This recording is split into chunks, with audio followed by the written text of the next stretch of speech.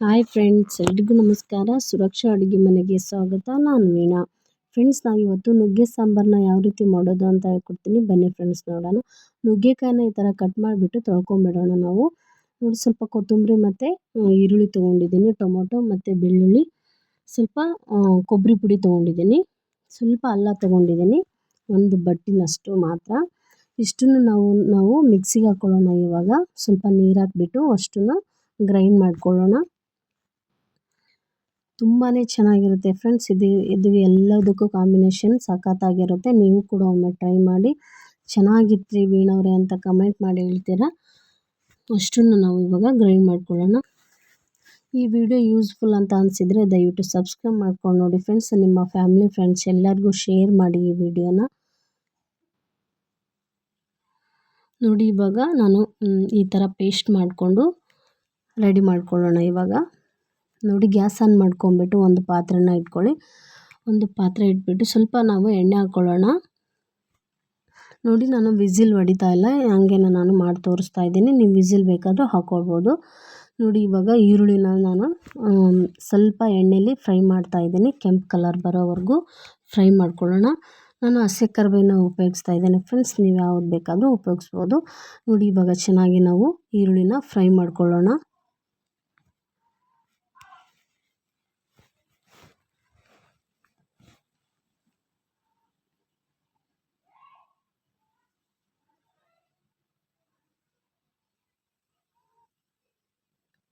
ಇದಕ್ಕೆ ಸ್ವಲ್ಪ ಒಂದು ಚಿಟಿಕೆಯಷ್ಟು ನಾವು ಅರಿಶಿನ ಪುಡಿ ಹಾಕ್ಕೊಳ್ಳೋಣ.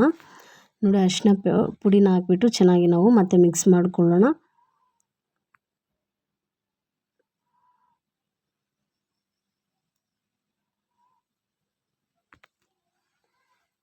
ನೋಡಿ, ನಾವು ರುಬ್ಬಿರುವಂತಹ ಹೆಚ್ಚನ್ನೆಲ್ಲನೂ ಇವಾಗ ಎಣ್ಣೆಲಿ ಫ್ರೈ ಮಾಡ್ಕೊಳ್ಳೋಣ. ಮತ್ತೆ ನೋಡಿ, ನಾವು ಮಿಕ್ಸಿಗೆ ಹಾಕ್ಕೊಂಡಿದ್ವಲ್ಲ ಅಷ್ಟನ್ನು ನಾವು ಎಣ್ಣೆಲಿ ಹಾಕ್ಬಿಟ್ಟು ಮತ್ತೆ ಹಸಿ ಸ್ಮೆಲ್ ಹೋಗೋವರೆಗೂ ಚೆನ್ನಾಗಿ ಫ್ರೈ ಮಾಡ್ಕೊಳ್ಳೋಣ.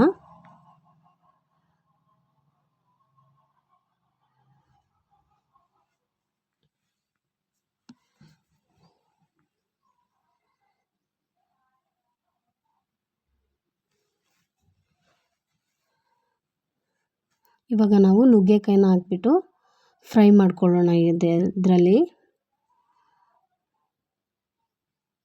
ನಮ್ಮ ಹಳ್ಳಿ ಕಡೆ ನಾವು ಇದೇ ಥರನೇ ನುಗ್ಗೆ ಸಾಂಬಾರನ್ನ ಮಾಡೋದು ಫ್ರೆಂಡ್ಸ್. ನೀವು ಯಾವ ಥರ ಮಾಡ್ತೀರಾ ಅಂತ ಕಮೆಂಟ್ ಮಾಡಿ ಹೇಳಿ ನಮಗೆ. ನಿಮ್ಗೆ ಯಾವುದಾದ್ರೂ ವಿಡಿಯೋ ಬೇಕಂದರೆ ದಯವಿಟ್ಟು ಕಮೆಂಟ್ ಮಾಡಿ ಹೇಳಿ, ಖಂಡಿತ ಮಾಡೋದಕ್ಕೆ ಟ್ರೈ ಮಾಡ್ತೀನಿ. ನೋಡಿ, ಇವಾಗ ಚೆನ್ನಾಗಿ ಫ್ರೈ ಮಾಡ್ಕೊಳ್ಳೋಣ. ನೋಡಿ, ಈ ಥರ ಮಾಡಿದರೆ ಚಿಕನ್ನೇ ಬೇಡ, ಇದೆ ನುಗ್ಗೆ ಸಾಂಬಾರೇ ಬೇಕು ಅಂತ ಕೇಳ್ತೀರಾ, ಅಷ್ಟು ಸಖತ್ತಾಗಿರುತ್ತೆ.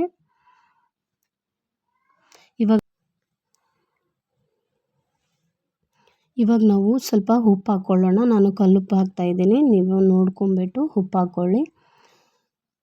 ಈಗ ಉಪ್ಪು ಹಾಕ್ಬಿಟ್ಟು ಚೆನ್ನಾಗಿ ಮಿಕ್ಸ್ ಮಾಡ್ಕೊಳ್ಳಿ ಇನ್ನೊಮ್ಮೆ. ನೋಡಿದ್ರಲ್ವ, ಇವಾಗ ರೆಡಿ ಆಯಿತು. ಸ್ವಲ್ಪ ಇವಾಗ ನಾವು ಖಾರ ಪುಡಿ ಹಾಕ್ಕೊಳ್ಳೋಣ, ಅಚ್ಚ ಖಾರದ ಪುಡಿ. ನಾವು ಈ ಕಡೆ ನಮ್ಮ ಕಡೆ ಹಳ್ಳಿ ಕಡೆ ಎಲ್ಲ ನಾವು ಸ್ವಲ್ಪ ಖಾರ ಜಾಸ್ತಿನೇ ತಿಂತೀವಿ ಫ್ರೆಂಡ್ಸ್. ನೀವು ನೋಡ್ಕೊಂಬಿಟ್ಟು ಬೇಕಾದರೆ ಹಾಕ್ಕೊಳ್ಳಿ. ಇದಕ್ಕಂತೂ ಹುಣಸೆಹಣ್ಣಿನ ನೀರು ಬೇಕೇ ಬೇಕು ನುಗ್ಗೆಕಾಯಿ ಸಾಂಬಾರಿಗೆ. ನಮ್ಮ ಕಡೆ ನಾವು ಹುಣಸೆಹಣ್ಣಿನ ನೀರು ಹಾಕ್ದೇ ಸಾಂಬಾರು ಮಾಡೋದೇ ಇಲ್ಲ. ನೋಡಿ, ಈ ಥರ ಮಿಕ್ಸ್ ಮಾಡ್ಕೊಳ್ಳೋಣ ನಾವು.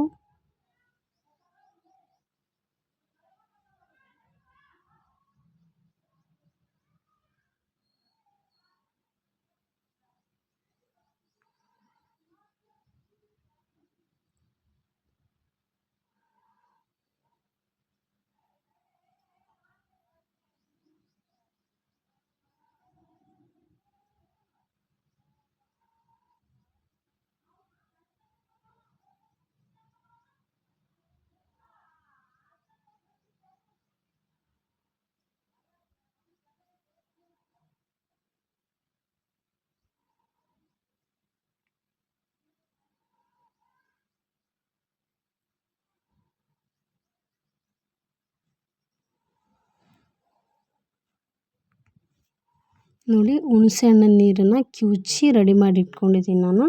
ಇವಾಗ ಹುಣಸೆಹಣ್ಣಿನ ನೀರು ಹಾಕ್ತಾಯಿದ್ದೀನಿ.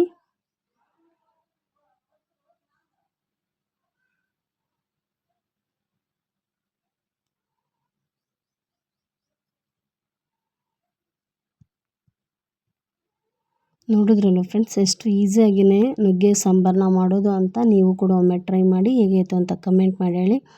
Thank you.